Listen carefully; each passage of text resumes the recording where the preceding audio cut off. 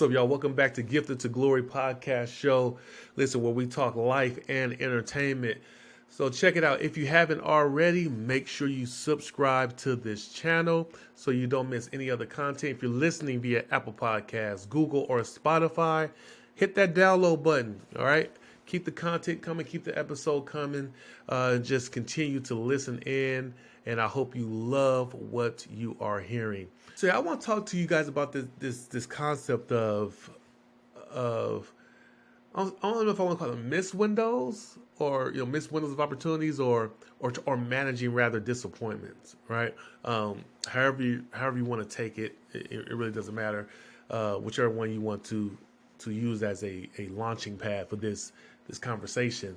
So I was having a conversation with a friend, and we were talking about just how the things that we would do over again, right? And some people, I take issue with a lot of people who's like, well, I wouldn't do anything over again. Like, I have no regrets because no. If you knew what you knew now, there are some things that you would not do, or there should be some things you would have changed in your life, right? So I kind of take that as a grain of salt when I hear people say that, because if all things being true, if they were to look, if they had like a spreadsheet or a picture board, scene board of different seasons of their life, I bet you there'll be something be like, oh, okay, let's take that out.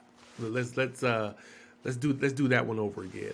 So I don't really believe that. Now I do believe, because I am a man of faith and I am a spiritual leader, even though this particular podcast and brand isn't a Christian podcast, but I do have faith-based underpinnings to the things I believe and the things that we talk about here.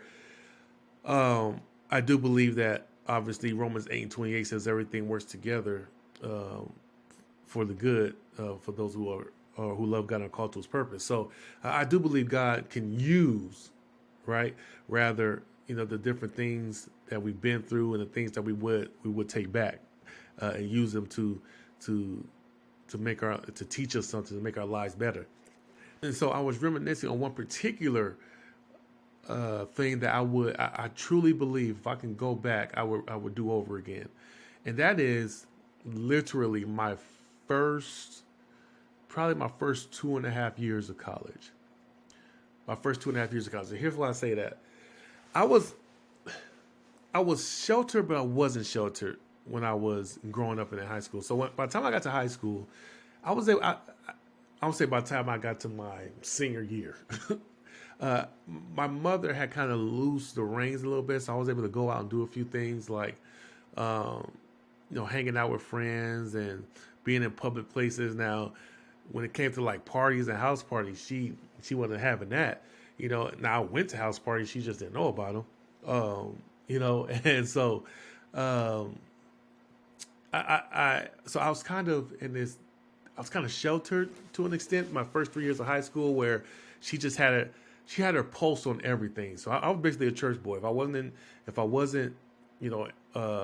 playing at a basketball game or had a game, and it wasn't no playing AAU and playing games on Sunday. That wasn't happening. I was going to church. Yeah, that was not happening.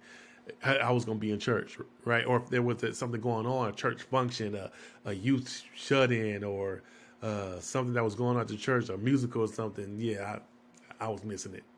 Sorry, coach. I was. It's like, it got to a point where I think one of my coaches, because I had like 3 coaches in high school, one of my coaches didn't even ask me, like, this game is on. It was like a Sunday evening. He was like, yeah, I'm not even going. I'll just expect you not to be there.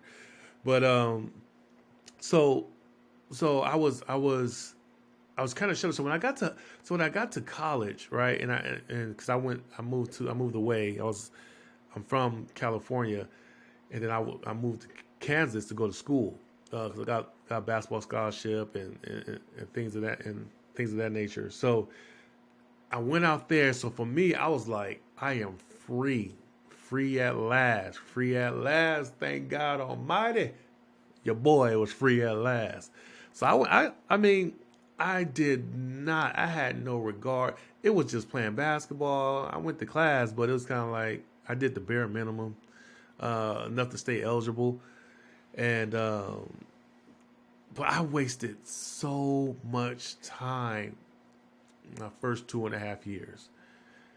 I mean, if I look back and I realize if I would have spent that time in the library or doing something productive rather than trying to plan the next night out to the club or or trying to holler at another new girl or whatever the case you're trying to be, or on the phone or laid up hanging out with friends and women and all that kind of stuff. Man, I would truly believe I would have probably walked into my purpose a lot sooner than I did. Yo, what's up, family? Just wanted to pause real quick and let you know that yes, the website is up and live. Go over to www.giftedtoglory.com and check out all the latest content. Right, we building a brand, y'all. We have blogs there. We have the latest podcast episodes there. And listen, right there, you will be able to invite me, yes, Lou, to come do a Gifted to Glory tour right there at your church, in your city, at your college, wherever, where I take you through an intensive how to take your gifts, your passion, and your talents and optimize them so you can monetize them. Yeah, go check out the website right now. That's www.giftedtoglory.com for all our exclusive content. And if you haven't already, make sure you subscribe to this YouTube channel and don't miss any content that we have going. All right, now back to the episode. Now, I tell that story because I had to, even now in this season, have to manage that missed season, right? That missed window where now I have to ask God to redeem the time, and really put me in position and put me in situations where I can get to where I'm going faster with the time that I have left, right? And I know I may have some young people on here who may be listening, and this is not a podcast just for, we talk about entertainment and we talk about life and I bring coaches on. This is a podcast where I want to try to get practical and productive insight, even if it's just, hey, don't waste time. Like I want to make sure that if you are 20 something and you're listening to this podcast and you know that you trying to stay popping bottles in the club, doing the bare minimum in school, I'm trying to say that stuff is going to be there. Let it be there, right? You're not. When I look back now, I realize I wasn't missing anything. The only thing I missed out of is getting to know who I was sooner, right? It's getting to know who I was sooner, and like that, all that stuff that I did, I have nothing to show for it. All the money I spent at the clubs, all that time I wasted, I have nothing to show for it in that 2.5 years. That was it. So now what I had to do, like with my junior year and senior year, is I had to catch up because even I had always been a good student, but it seemed like when I first got to college, I was kind of just, like I said, I was so inundated with everything else that wasn't academia that that my grades wasn't as good as they should have been. Rather, at least my cumulative GPA. In my last couple years, I was killing it, but I just wasted so much time. And then I believe that wasted time, because I was just trying to make sure I finished those last 2 years. I think that wasted time for the first 2 years, it kind of carried on into me getting my master's, because now I was so confused on what I wanted to do. Like I was just trying to get through my first 4 years of college. Now I know, okay, I got this psychology degree. Well, everybody was telling me back then, you can't just have a bachelor's in psychology because it's not going to really do much for you. So I'm thinking I have to have a master's, right? So I jump into a master's program like educational psychology or something like that. or children and family leadership or ministry or something like that I was doing because I started getting back involved with church and stuff, and it just felt like the degree that I was getting, it was going to serve no purpose, or I won't say no purpose. I take that back. It wasn't what I was supposed to be doing, if that makes sense, right? Like even the people, y'all ever been in some of those classes where you're like in your elective classes or classes that go towards your focus and your major, and you're like, I'm not like any of these people in here. Are you like am I, is this really what I'm supposed to be doing? You know, like so maybe you like you're in education, right? So and you're in classes with, future teachers. But you realize there's something that though all those individuals have that you just don't got. It's like and they just kind of, for the lack of a better term, seem weird to you. You're like, why am I in this class? I don't like I'm not like any of y'all. This is not what I'm supposed to be doing. Like, or it can have the reverse effect where you are supposed to be doing that thing, and you're going to be an outlier in that field, right? You just got to know the difference. But I'll always say that I would say that's a red flag if you're taking courses and you're in a particular focus or major, and you're like, you majoring in business, and all you could think about is film and entertainment and writing material and writing content for TV shows and stuff. Like, you probably need to go over into filmography. Switch things up, or at least just try it, right? So maybe that's you watching and you're young and you're like, I'm trying to figure out what my life is all about, and you realize you find yourself in these settings where it's like, or even on jobs where you're like, I am not supposed to be doing this. This is not for me. And it's not that it's hard. It's not that you can't do it. It's just it's not giving you the excitement. It's like you're rolling out of bed to go do. I'm not talking about 9-to-5 jobs. I'm talking about careers. People who are working in specific fields that they study and have degrees for. I'm talking about people who are like working in law, and they're like, I hate coming into this courtroom every day. I hate looking at these going through depositions and all. This is not for me, Or even if you're working in entertainment, and you're like, I like medicine. Why in the world am I a sound engineer? Like, I get no joy out of this.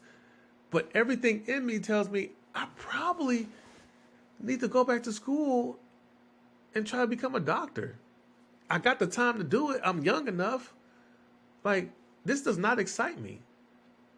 And there's this misconception too that, because you'll get hyper spiritual people who'll say things like, well, sometimes what God has you doing, it's not always exciting. It's not always, you're not gonna always love it. Though I understand the sentiment, I don't believe God is that cruel.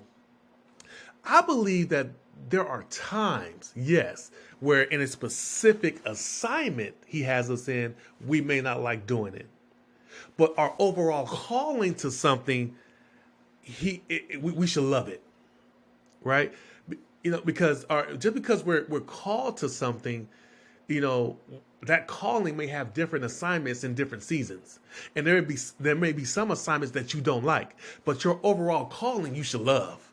Because that's what's inside of you. That's what gives you joy. That's what keeps you up at night. That's what excites you. That's where your passion comes from. That's what you're talented in. That's what you're capable of doing, right? So I kind of take issue with hyper spiritual people say, well, you got to do it because God called you to it. Well, anything God calls me to, I truly believe I should love it in my heart. Because if I'm called to it, there's something down inside me that's drawing me to it. That I want to do it, that I want to wake up and be a part of it, right? Even if that season's assignment I may take issue with and don't like, right? So I think because here it is. Even if I don't like the assignment that got or the role that I may be in with that particular calling, I love the calling so much, I do the assignment well. Oh, okay.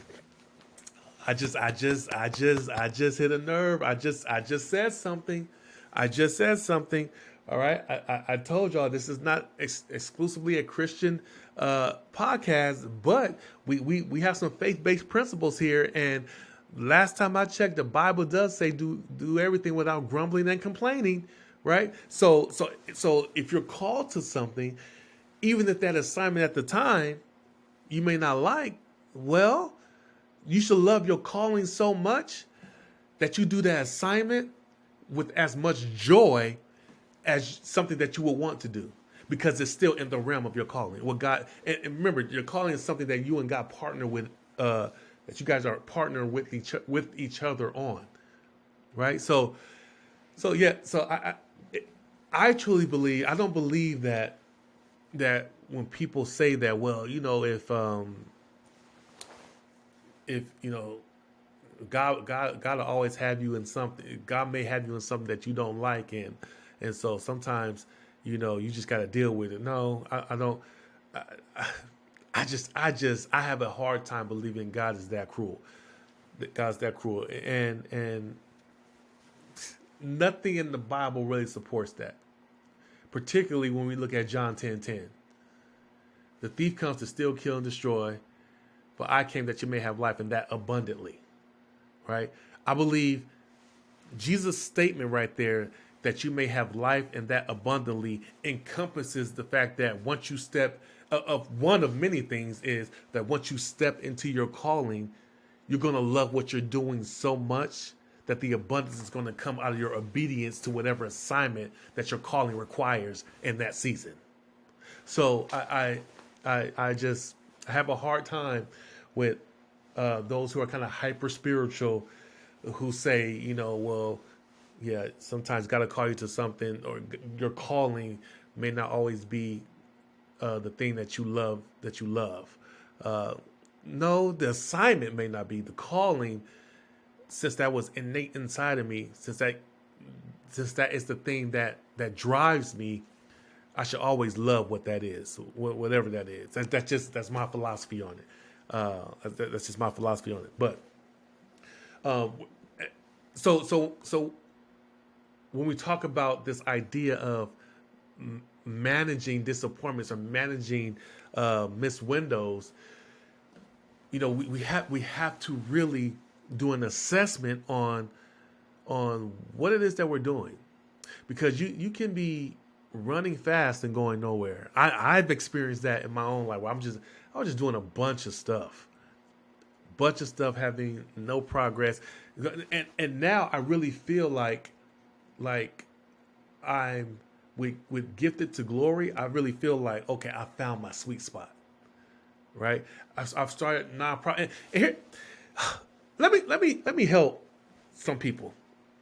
Let me help some people, because there's this idea where people say stuff like, "Man, you just always doing too much. You always doing something new. You always starting something new."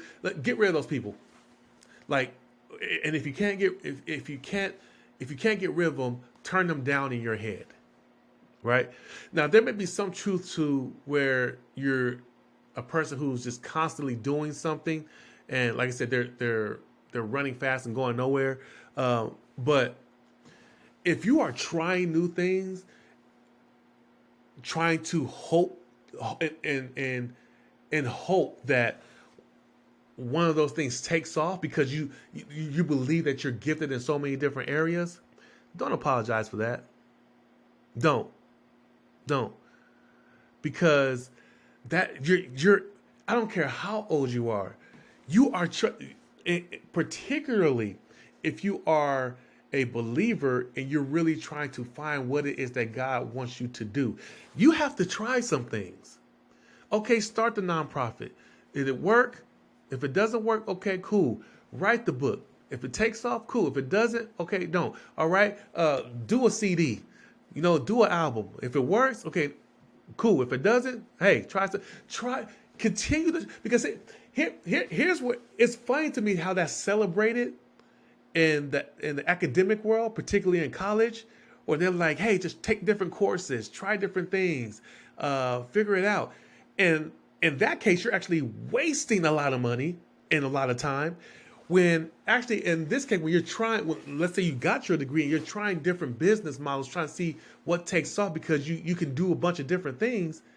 And people are like, man, you just always doing something new. And I'm gonna keep trying because what you're doing is all you're doing, you're betting on yourself.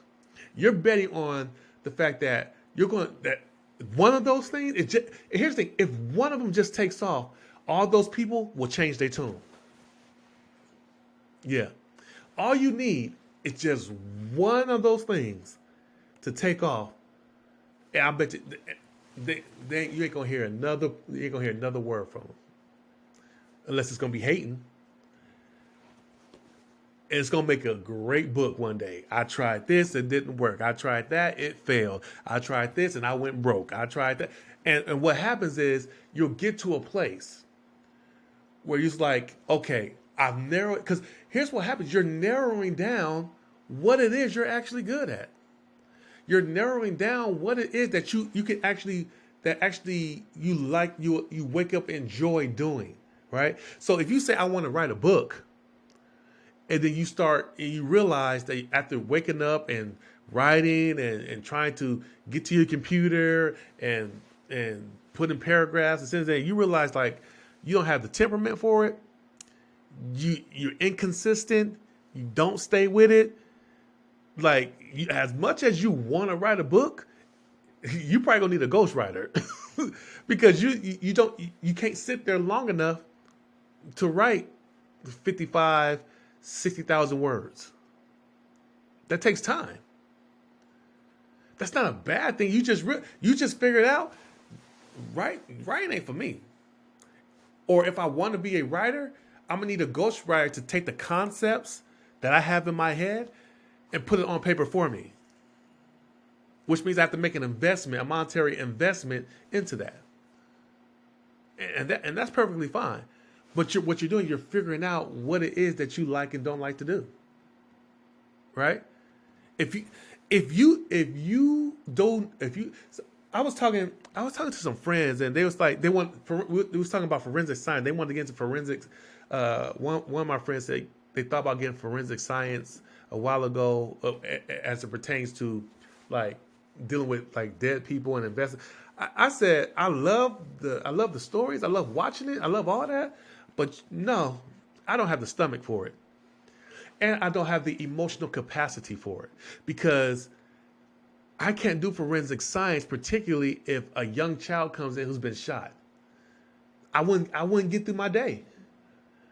I wouldn't. I'll probably take so many breaks, like just getting me to the body itself, like to the corpse, to even start will be extremely hard once I look at the file and look at what I'm dealing with. I couldn't do it. I know that about me, though. That's one thing I don't have to try to explore to know that. I just know. But some people, it don't really bother them, right? Some people just kind of just dark. Oh, I love dead people. I love dealing with them. Hey, right? Hey, we need those people. Ain't gonna be me. But so yeah. So this idea of managing your windows is very, very important, very vital. And even if you missed some windows, like there's some things you said, man, I just wish I can go back and do. And it's like, because this concept that it's never too late. Okay, I don't want to hurt nobody's feelings. I don't want to kill nobody's joy. I don't want to even be a dream killer. I believe if you're still alive, no matter how old you have purpose. There's something you should be doing. However, yes, I do believe that there are some windows of opportunities that close based on us not taking advantage of them when we should have. That doesn't mean that another opportunity won't open up that's similar or looks like the window that closed, or even that God will open the door or redeem time where you kind of get to that place that he intended for you to be all along, just at a later stage in life. I'm not saying that, but I am saying there are some things. Okay, let's just be real. So if you like 75 years old and your whole life you was focused on a career, I don't need a man, I don't want a family, but then you hit like 70 and you you had gone through menopause and all that, and you like, you know what? I think I may want a child.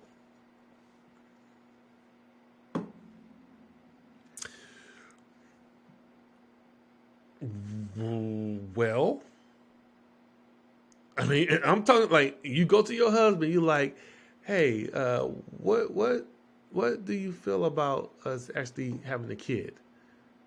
And he probably gonna look at you like, woman. I'm like, hold on, who you been talking to? Like, and I'm not talking about like adoption, or I'm talking about like I want to get pregnant. Chances are, like come on, like, so yeah, there are certain situations in life where if we don't take advantage of them when we do, that they won't be there, right? They won't be there. Um, it's I can't remember who said it. I think I read it, but it's this idea that the saying goes like this: is the procrastination is the feeling that you think the opportunity will always be there, right? You not taking advantage of something that's in front of you, or you being lazy, right? So there's some people who should have 3 or 4 books out by now. You in your mid 40s, and you should have been writing books in your 20s. You should have 3, 4, 5 books under you already, self-published, or you know uh, by a big publishing company. But laziness, procrastination, thinking that the opportunity will always be there. If we don't manage these windows, people, they will not be there. They will close on us. They will. They will.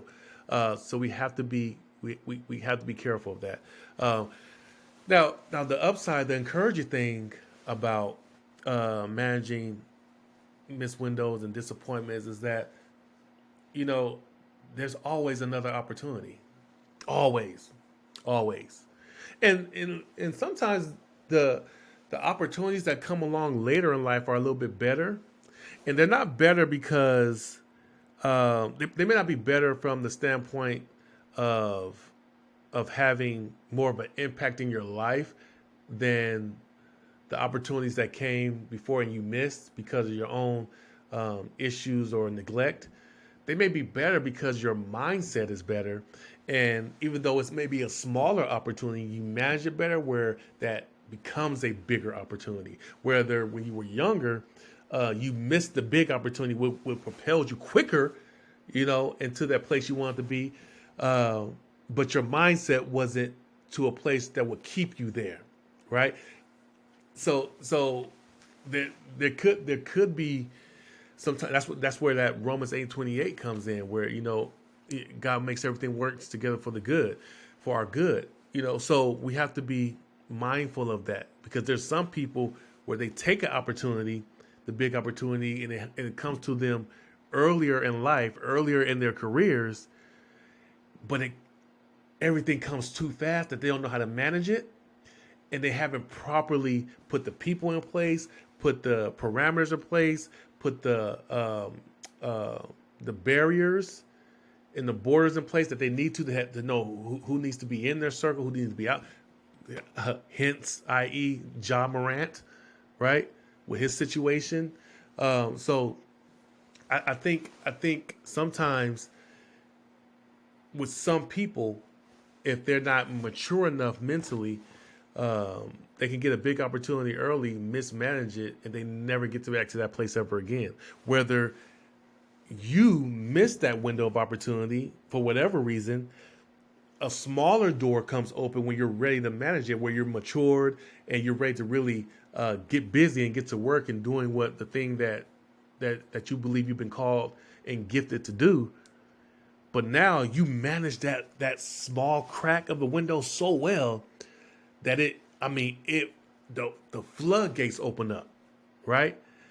So now it took you longer to get there, right? But when you get there, because you're mature in your mind, you can manage everything better. You can manage the finances that come to you from that, the resources. You can manage the relationships a lot better because you're mature to a place to know I have barriers in place. I know who to let in, who to let out, et cetera, right? So be encouraged by that, even if you missed some windows when you were younger, because sometimes you got to ask yourself, if I would have had that opportunity at 20 something, and it really took off for me, would I have been able to sustain it? I believe a lot of us probably wouldn't have, or we would have took a dip and would have to claw our way back up, right? So just make sure you're doing a proper assessment of the things that's going on around you and some of the opportunities that you have, and all doors aren't good doors. All opportunities aren't good opportunities, right? And here's where that faith underpinning comes in, because I believe in prayer. I believe in discernment, right? Sometimes it is as objective as good decision, bad decision, good door, bad door, good opportunity, bad opportunity, all right? And then when you learn to manage that well, then, you start getting the more subjective decisions, like, good decision, better decision. Great decision, great decision. No matter what door you go through, both of them going to work out for you in a great way, right? So it's going to be beneficial to you. So just do an assessment. And if you miss some windows, like I missed a lot of windows, I promise you can recover from it. Just use the time you have left to manage the doors that are in front of you, the things that God gives you very well, and you'll be fine. You'll be fine, man. Don't or woman, sorry. Don't even trip over it. All right.